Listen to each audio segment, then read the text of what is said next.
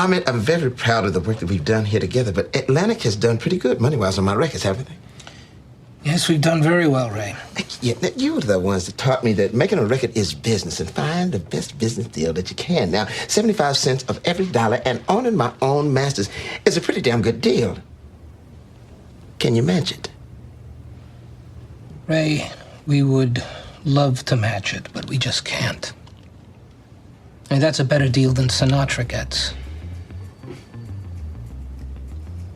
I'm very proud of you. Welcome to Money Unplugged. I'm Chris Hill. Thanks for being here. And welcome to Ad-Free August. That's right, all month long, episodes will have no ads. It's just me and the guest. Today on the show, I talk with Dan Messeca. If that name is familiar, it's because last week I talked with his business partner, Ross Anderson. Dan is the other co-founder of Craftwork Capital and the other co-host of the weekly podcast, Check Your Balances. Like some of my other guests, Dan had the misfortune of starting his career at exactly the wrong moment in time. We talked about what he saw from the inside of the great financial crisis that most of us only read about, how he started a brewery with two of his friends and the sometimes expensive lessons all three of them learned, and some world-class advice that his father gave him before he left for college. Just 4 words that he can still hear in his head today. So let's get into it with Dan Messeca. You grew up in Maryland, right? Yes. And what did your parents do? My mom was a pediatrician. So when I was young, she worked at a pediatric practice and then later founded a clinic for eating disorders. So that was her specialty. My dad was always in sales. So as a kid, he was selling jewelry at my grandparents' store. Then he sold custom clothing and has always been selling something. Was he on the road? Not so much. He was working mostly around the DC area, visiting offices and doing person-to-person sales. What's the first memory you have when it comes to money?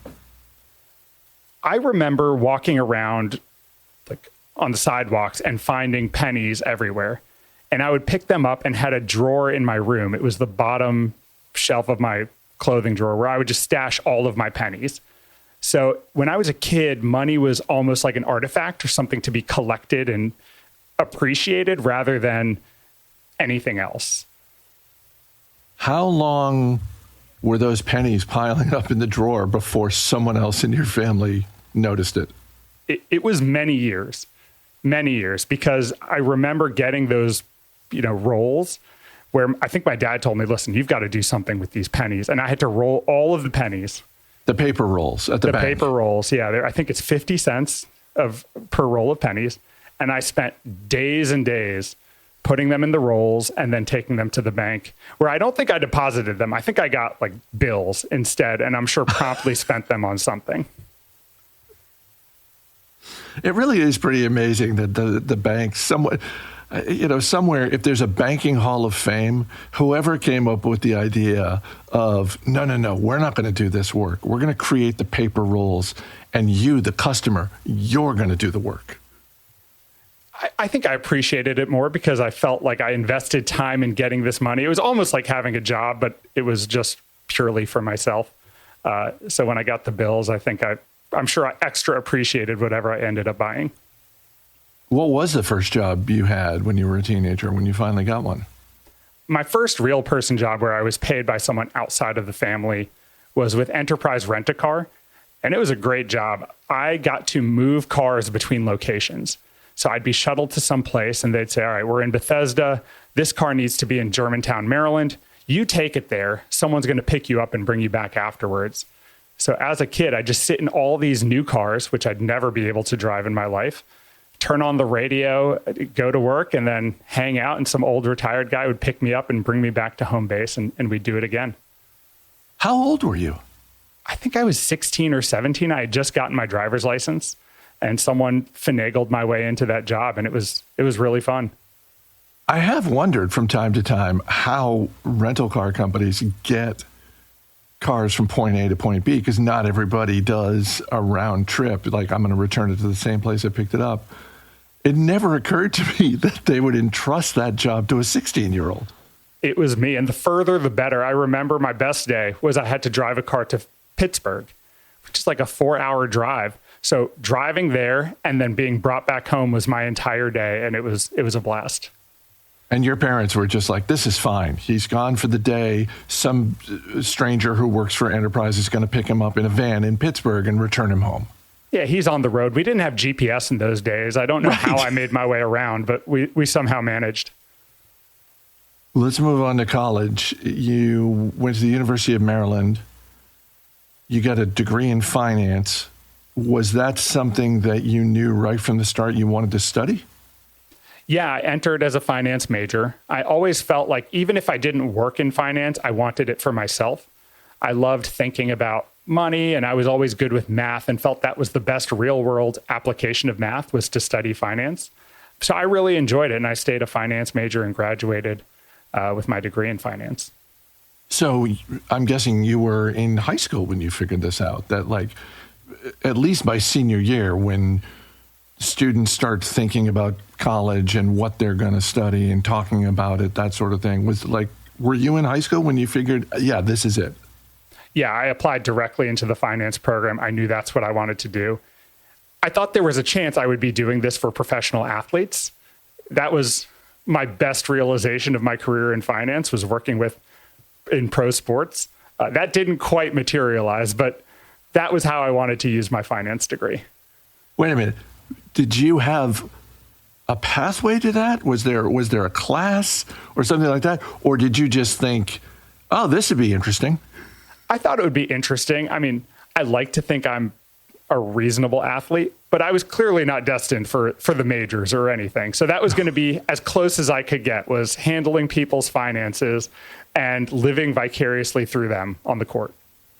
I think your experience and my experience is a common one. And by that, I mean, you're a decent athlete, you're somewhat athletic in high school, then you happen to go to a college, which is a Division I college, and you see the athletes at the Division I level and you go, oh, that's what it takes. Okay, no, I'm not that.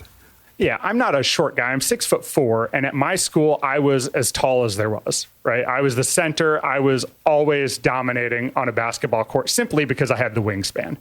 At college, I would have been a point guard on any normal team, and I did not have point guard skills. That was the end of my basketball career.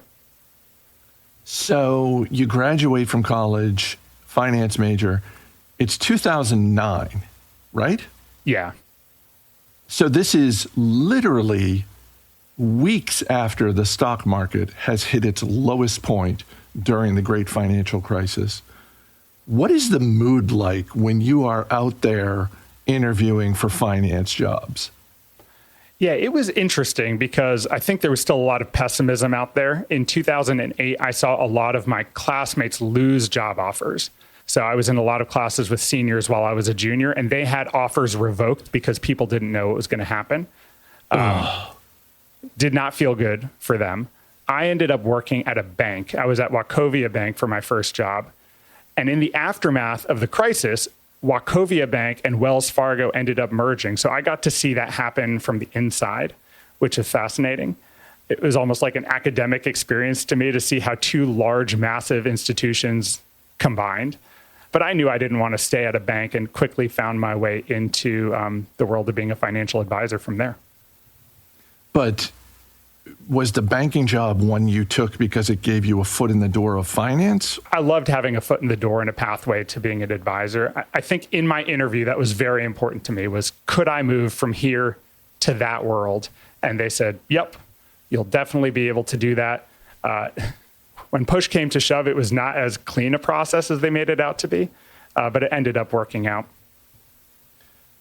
Just because you mentioned it, I am curious, what was it like to have an inside view of two major banks merging? Because at the time, 2008, 2009, when banks are either collapsing or merging of their own volition, or basically the federal government is in some cases, telling some banks, for anyone who read the book Too Big to Fail or saw the HBO movie adaptation of it, In some cases, banks are being told, no, you're going to merge with this other bank, and that's the end of the conversation.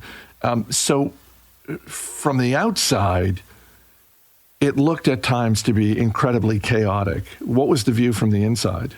Quite frankly, was pretty chaotic. The cultures of Wachovia versus Wells Fargo were very different. Immediately, they changed the incentive structure, the compensation structure. The role that I came in at had an uncapped compensation, which was crazy, and also something that attracted me to the job. Wells Fargo restricted it very heavily. And I mean, they got sued for this later on, but required that you sell into all these different product categories in order to meet your benchmarks. And there was a large turnover during that merger. And I think I had 3 or 4 different managers over the course of a year. And the person filling the office across from me changed over a couple times too. So from a cultural perspective, it was very different. And then, of course, merging technologies of these old dinosaur companies is never pleasant either. So what does that do for your confidence as someone who is new in the workforce? You know when you're in high school, you want to study finance. This is the career you want. And you go into this just chaotic morass. At any point, do you start to think to yourself, maybe I need to find another line of work in the universe of finance? That definitely crossed my mind. At the first level, I thought maybe having an old, stable organization is not so valuable. It opened my mind to being somewhere more startup or smaller, because perhaps they would value you as an individual a little bit more and you have more say versus this is how it is and this is what's going to happen. You can stay or you can go. I was too young to give up on finance. So I really wanted to test my hand at being an advisor before switching entirely. How much did you and your wife talk about money before you got married? Not a ton. I met my wife, we met when I was 18. So I don't think that either of us really had finances to talk about. And we were married by the time we were 23. Oh, wow. So our finances grew together. Right? We were there for the beginning. So we got to experience all of our financial journeys firsthand rather than having to give a backstory. But even as you're studying finance and you're moving into that world, you're not really bringing your work home with you to be like, oh, hey, we should talk about this, particularly as it seems like the U.S. and possibly global economy is collapsing. No, it somehow never came up, right? I think in college, for me, finance was high finance, investing and things like that, rather than saving and money habits. So I didn't know that it was a relevant conversation to have with her because I didn't think she cared about investing. That was my little bubble that I operated in, rather than, hey, how are you spending the $50 that you may have in your checking account today? But over time, do you eventually start to figure out essentially your values about money when it comes to saving, spending, goals, all the things that, in your current job, you now talk to clients about? Yeah, and it was an evolution, but we were always talking about it. It was never happening in secret. We were never harboring secret goals that we didn't disclose to each other. Over the course of the years, I think we've cycled through different roles where maybe she was the spender at first and I was the disciplinarian. Now I think if one of us were the spender, it would probably be me, and she's the one who's not out there buying anything. But we've established common goals and values and really know what we're working towards, which is great. Before we go to the speed round, I want to ask you about another part of your professional life, which is the fact that about a decade ago, you and a couple of your friends started a brewery, Crooked Crab Brewing in Maryland. I am curious, what did starting that business and growing it over time teach you about money that you did not already know from being a certified financial planner? That's a great question. I think it did help having collaborative conversations about money, because not only was it me and my wife under the same roof working towards the same goal, it was now I not only have to talk to my partners who have huge stakes in this company and might have different goals with their personal lives, but we're also beholden to investors and a bank who lend us a ton of money. So just structuring those kinds of conversations, which may be less collaborative and sometimes I won't say combative, but we're approaching things with different points of view. The other thing, and I don't know that this is a great lesson, is you can recover from pretty dramatic mistakes. We half joke that each one of us over the course of opening the brewery made a 5-figure error. Right? We spent money in the magnitude of 5 figures that was just a total waste of money. And we were able to come back from it because we established a pretty good baseline and a reserve for ourselves. And early on, it felt more painful than I think it does today. We could laugh about it. But without exception, the 3 main founders each spent tens of thousands of dollars that may as well have been burnt in the backyard. Were you the first of the 3 to make that mistake? Because I feel like whoever's first, that's got to be more painful than like if you're the second or third one to make that mistake. It's like, okay, yeah, that's on me. I think I was the second. It didn't feel any better. The other thing I'm curious about though is you're doing. I mean, this is not a weekend side hustle. This is not a little solopreneur project. You're launching a pretty sizable business, or what you hope will become a sizable business that requires capital investment. And you're doing it at a time where you have a family and you have a full-time job. And so there's the time value of money that I'm wondering sort of like, how did you think about that? Like, was there a point after you start the brewery where enough things happen with it where you start to think to yourself, ooh, this is taking more time than I thought it was going to? It was very hard. So when we first opened, we did a lot of the construction ourselves. Anything that was unskilled, I was there with sledgehammers breaking walls. We were painting, and it was a lot of work on the weekends and at night. My wife was pregnant at the time that we opened the brewery, so I saw a deadline, right, where at some point I won't be able to invest all of this time, at least for a little bit. And that was just getting the thing open. Once we opened, we had a couple employees who were making the beer, but I was functionally the bartender as well. So it was very challenging because I didn't live close to the brewery. I'd go do my day job. I'd drive right there, spend the night over there, clean up afterwards, and have to come home. And there were times where it almost broke me. I was, again, looking long-term about the reason we opened the brewery was hopefully for financial gain, right? It could change our lifestyle today. But the conversation that I had with my friends was, what would we hope our retirement looked like? And it was, wouldn't it be great to be able to pour our beer for people?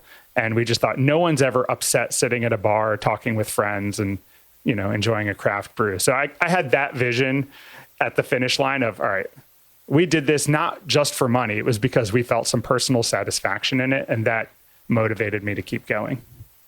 Does this ever come up with any clients that you have now, like someone's working a job and they say, I'm thinking about launching a side business, and you're like, well, let me sit back. Let me tell you about that. I love those conversations, and I love exploring that with people because I will be the first to nudge you in that direction as long as you've thought through everything. So I work really well with people who think about entrepreneurship and have those kinds of aspirations. And I like when I can bring my firsthand experience to those conversations because there are pain points that only someone who's been through it will understand, because I can speak to them directly and hopefully guide someone around making their 5-figure mistake. Let's go to the speed round. What is a thing you have bought that makes you happy?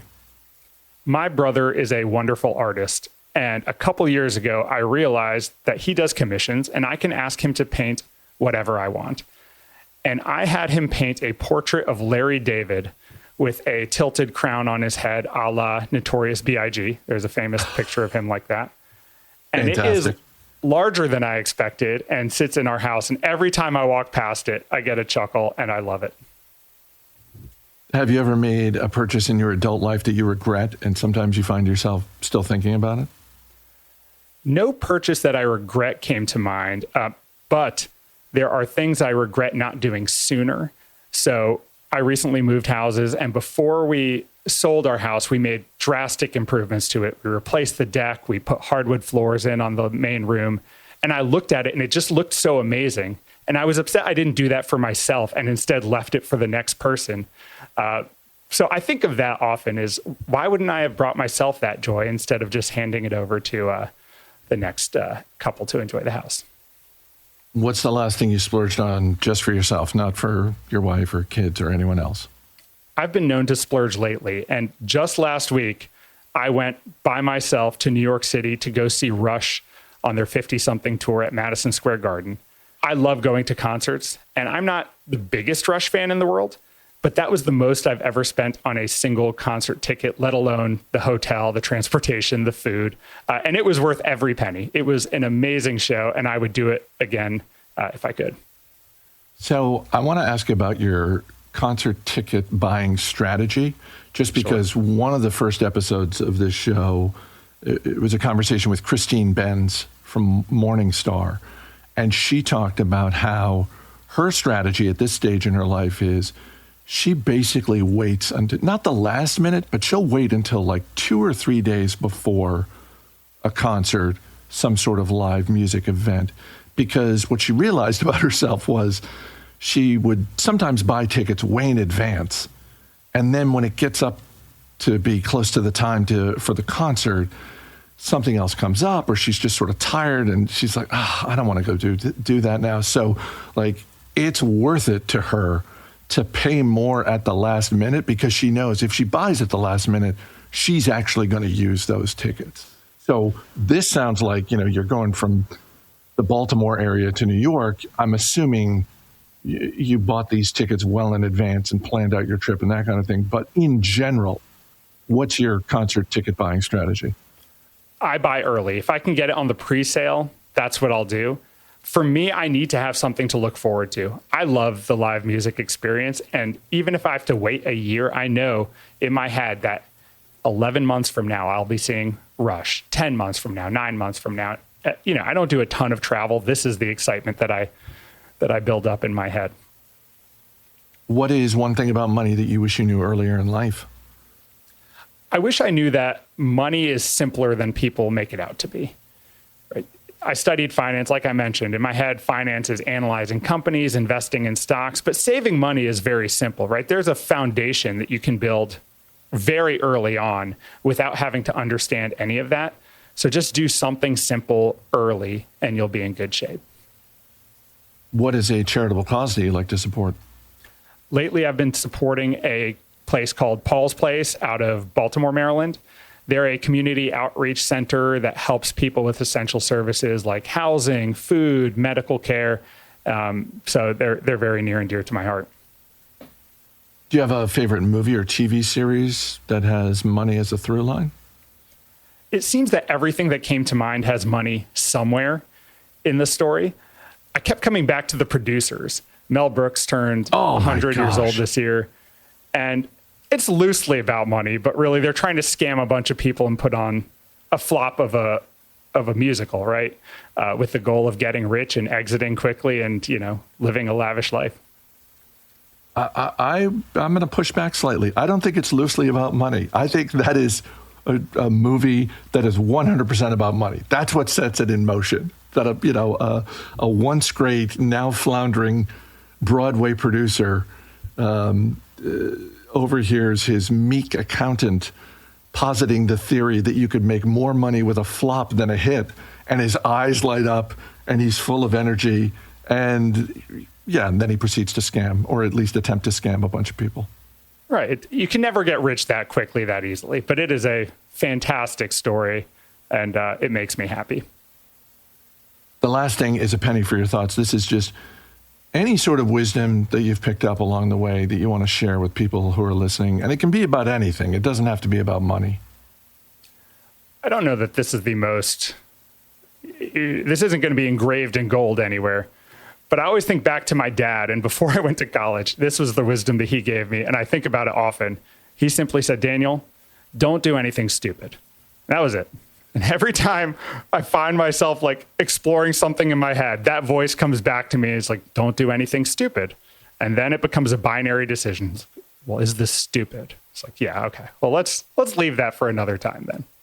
No, but this is, I love this because this sort of falls under the umbrella of something that you and Ross talk about on your podcast from time to time. It certainly comes up in the world of health and wellness. You know, the best diet is the one that you stick with. The best financial plan is the one that you stick with. It's kind of like you were saying about money is simpler than people think it is. It's like sometimes advice is too. Right. I like that. I like keeping things simple and right. There's enough to complicate the world out there as it is. Let's make the rest of it easy. There you go.